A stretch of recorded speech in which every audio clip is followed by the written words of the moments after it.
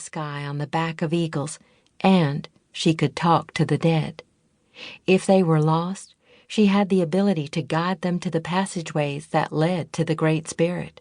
Her mother told wonderful stories of when she was a young girl, and she told them about their journey from the Carolinas to Alabama when the older children were still very young.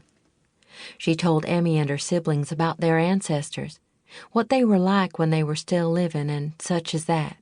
She had even told them about their great-grandfather, Two Feathers, who had given her powers and helped her find her way. She said he was blind, and his eyes were as white as snow, but he could see better than people with sight could. He was the keeper of the sacred fire and its ashes. Emmy had never seen Two Feathers before, although her older brother Charles had. She also had not spoken with her mother yet, even though she had tried to several times. Her mother never responded. It was as if she were looking right through her. Jeremiah was supposed to be dead, too. Jeremiah was not blood kin, but he was the only grandfather Emmy had ever known. He had lived with her family since before she was born, and most of the time it seemed he was the only person who truly understood her. She could talk to him about anything, and she did, all the time, as a matter of fact.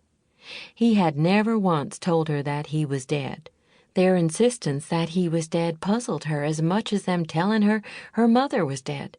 If he was a ghost, he could not talk to the living or play games with them as he did her, could he? When she first went outside to the gravesite, Emmy was surprised to see the old white-eyed Indian man. He sat near her mother's gravesite, chanting and tending a fire. Emmy knew it had to be him from her mother's description of him. He was sitting near a thicket of willows. So far he had not uttered a word to Emmy.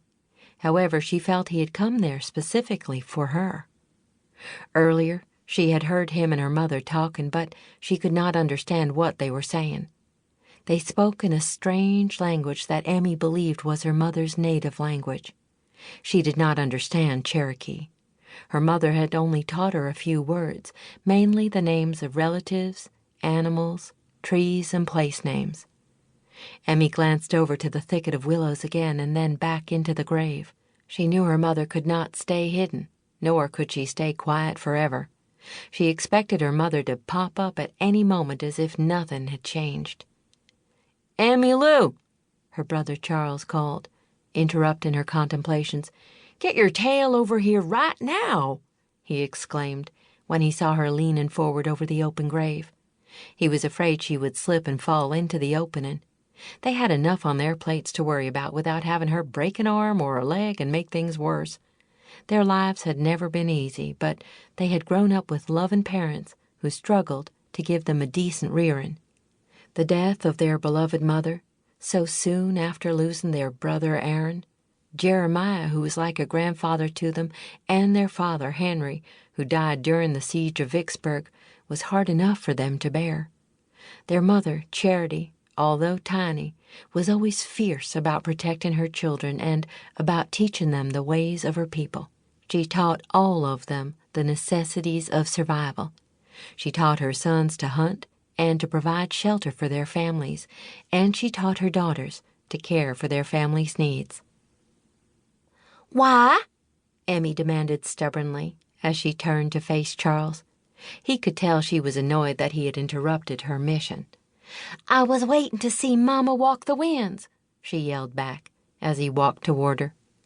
Charles looked down at Emmy. Her long, unkempt hair was flowing in the slight breeze, and the scrunched-up, determined look on her face instantly reminded him of their mother. Out of all of his sisters, Emmy was the one that most resembled their mother.